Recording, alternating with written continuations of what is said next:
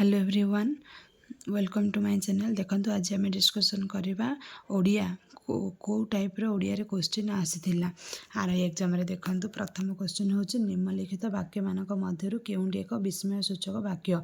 विस्मय सूचक वाक्य पचारला मतलब आमे तार सिंबल अच्छी गोटे ट्रिक होची सिंबल। यही सिंबल देखिक आम जापर जे यहाँ हूँ विस्मय सूचक वाक्य।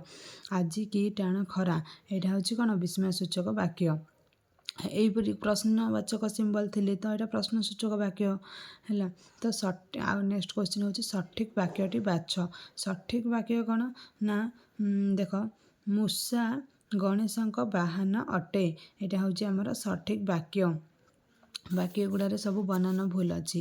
पिलाटी एपरी डेस जे जहाँ कहब ताहा करिब। पिलाटी एपरी कौन नछोड़ बंध जे जहाँ कहब ताहा करिब। नछोड़ बंध बोले एक जिदिया।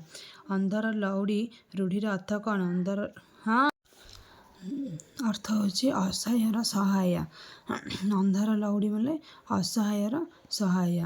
देश के फाँक नई के बांक लोकवाणी अर्थ कौन देश के बांक नई के फाँक मीन्स भिन्न स्थान रे भिन्न चलणी। हुंका पिटा रूढ़ीर अर्थ कौन किछि न बुझी हठात काम लगी जिबा। टाइम वेट्स फॉर नन यार इंग्राजी वाक्यर अर्थ कौन आम जाने देख टाइम वेट्स फॉर नन समय क्या अपेक्षा करे नहीं। यहाँ हूँ आमर ओडिया तार आज बैठक को बातिल करागला। The meeting schedule today was cancel. शुद्ध वाक्यटी बाछ। शुद्ध वाक्य कौन ना सबु छात्र सबु बही पढ़ी सारी तापर गोटे पेसेज आसला जोटा कि आम पेसेज पढ़ी आंसर करार अच्छी। देन नेक्स्ट शुद्ध शब्द। शुद्ध शब्द रे प्रकाश कर। देखंतु